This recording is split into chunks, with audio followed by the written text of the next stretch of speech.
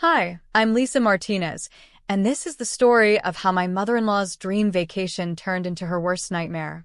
Sometimes, the people you look down on aren't as powerless as you think. I met David Anderson at a coffee shop where I worked as a barista while pursuing my master's degree in business. He was different from the other wealthy customers, kind, genuine, and never made me feel less worthy because I was serving coffee. When we fell in love, I thought I'd found my fairy tale ending. Little did I know his mother, Eleanor, would make it her life's mission to break us up. Eleanor Anderson wasn't just rich. She was old money wealthy, the kind who considered anything less than a private jet slumming it. From day one, she made it clear that a coffee girl wasn't welcome in the Anderson family. "Darling," she'd say to David, while I was right there, "remember the Rothschild girl? She just got back from Paris, still single."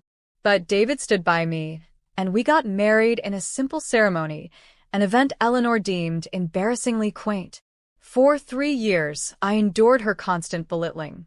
At every family gathering, she'd make subtle digs about my background. "Oh, Lisa dear, is that dress from a department store?" Or, "How fascinating that you used to serve coffee. It must be so nice to never have to work again." What Eleanor didn't know was that while I was making coffee and studying, I had also been investing in cryptocurrency since its early days. Those investments had grown into a fortune that would make even the Andersons look middle class. But I kept quiet, living simply and reinvesting my profits. David knew about my wealth but respected my desire to keep it private. The breaking point came during the planning of the annual Anderson family vacation. Every year, Eleanor organized an extravagant trip for the entire extended family, a tradition she used to showcase her wealth and control over everyone. At a planning dinner held at her mansion, Eleanor unveiled her grand plan. "I've arranged something special this year," she announced, practically glowing with self-importance. "I've booked the entire Royal Pearl Island resort for 2 weeks, private beaches, personal chefs, helicopter tours. Only the best for the Andersons. The family oohed and awed appropriately." Royal Pearl was one of the most exclusive private island resorts in the Maldives, normally reserved years in advance. Eleanor continued, her eyes fixing on me with familiar disdain. "Now, about the guest list. Given the exclusive nature of this vacation, we need to maintain certain standards." I knew what was coming even before she said it. "Lisa, dear," she said with false sweetness, "I'm sure you understand that this sort of vacation requires a certain refinement. Perhaps it would be better if you sat this one out. These luxury resorts can be so overwhelming for someone of your background." David immediately protested. "Mother, if Lisa's not going, I'm not going either." Eleanor's face hardened. "Don't be ridiculous, David. The whole family will be there. Your cousins are flying in from Europe. You can't miss it because your wife isn't comfortable in luxury settings." David's sister Charlotte chimed in. "She's right, David. Lisa would feel so out of place. Remember how embarrassed she looked at the yacht club last summer?" I touched David's arm gently. "It's okay," I said quietly. "You should go with your family." Eleanor's triumphant smile told me she thought she had won. What she didn't know was that I had been making some arrangements of my own. 6 months earlier, I'd overheard Eleanor talking about wanting to book Royal Pearl Island. I made a few calls. The resort had been struggling financially due to the economic downturn, and its owner was looking for a quiet buyout. Through a series of shell companies, I'd acquired not just the Royal Pearl Resort but the entire island. I kept the previous management in place, knowing this day would come. The next morning, as the Andersons boarded their private jet to the Maldives, I made another call. It was time to set my plan in motion. Eleanor had no idea her perfect vacation was about to teach her an unforgettable lesson about judging people by their appearances. As their plane took off, I sat in my home office, watching the resort's security feeds on my laptop. In just a few hours, they would land in paradise, only to discover that paradise belonged to the coffee girl they'd tried to leave behind. I smiled as I picked up my phone to call the resort manager. It was time for phase 2 of my plan. The Anderson family arrived at Royal Pearl Island Resort late that afternoon. Eleanor led the group across the pristine white sand beaches toward the luxury villas, already plotting how she'd show off this exclusive experience to her social circle. "Welcome to Royal Pearl Island." The resort manager, James, greeted them with a knowing smile. "We've been expecting you." Eleanor beamed. "Everything looks perfect. I assume the presidential villa is ready for me?" "About that," James replied, glancing at his tablet. "There seems to be a slight change in arrangements. The owner is currently using the presidential villa." Eleanor's perfectly maintained face crumpled in confusion. "That's impossible. I specifically booked the entire island. No other guests were supposed to be here." James smiled politely. "The owner isn't a guest, Mrs. Anderson. They own the property and have final say over all accommodations." "Well, who is this owner? I demand to speak with them." Eleanor's voice rose, drawing the attention of the other family members. James maintained his composure. "Of course. If you'll all follow me to the main pavilion, the owner has left specific instructions for your arrival."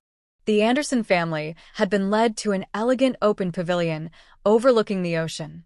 A large screen flickered to life, and as a video began to play, my face appeared. Watching from a security feed, I couldn't help but notice Alan's jaw drop. "Hello, Anderson family," my recorded self greeted warmly. "Welcome to my island." Yes, they'd heard correctly. I owned Royal Pearl Island Resort, along with a portfolio of other luxury properties worldwide. The silence that followed was broken by Eleanor's gasp, while her guest, David, tried to hide a smile. He'd known this moment was coming.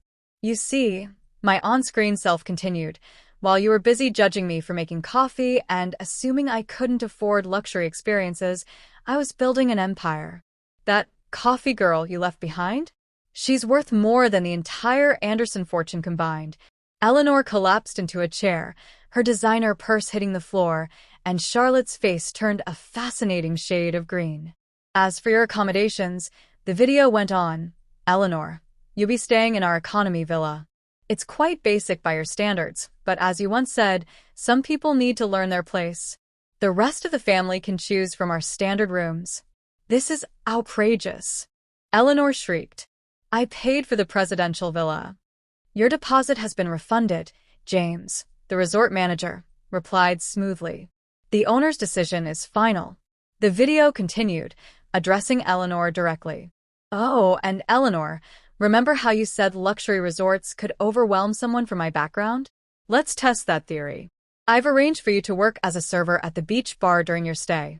Consider it a lesson about judging people based on their jobs." Her face contorted with rage. "I will not. Do you even know who I am?" James replied calmly, "Yes, you're the mother-in-law of our owner, who left strict instructions. If you don't wish to comply, you're welcome to leave, though the next flight out isn't for 3 days." What followed was chaos. Eleanor threatened lawsuits, demanded her phone, which mysteriously had no signal, and even attempted to arrange for a private helicopter, none of which were available, per my orders. For the next 2 weeks, Eleanor Anderson served drinks to her own family members while wearing the standard staff uniform she'd once mocked. Each time she delivered a cocktail, her server badge gleamed with her name, Eleanor, trainee. But this isn't just a story about revenge. On the family's last day, I arrived at the island. Eleanor was at the beach bar, her designer clothes replaced by the simple staff uniform, her meticulously maintained appearance wilted in the tropical heat. "Having fun?" I asked, settling at the bar. She stared at me, her anger replaced by exhaustion. "Why did you do this?" "Because you needed to learn that worth isn't determined by background or bank accounts," I replied gently. "Every person who served you a drink, cleaned your room, or cooked your meals is a human being deserving of respect." Tears welled in her eyes. I never thought about it that way." "I know," I said softly. "That was the problem." From that day forward, Eleanor Anderson changed.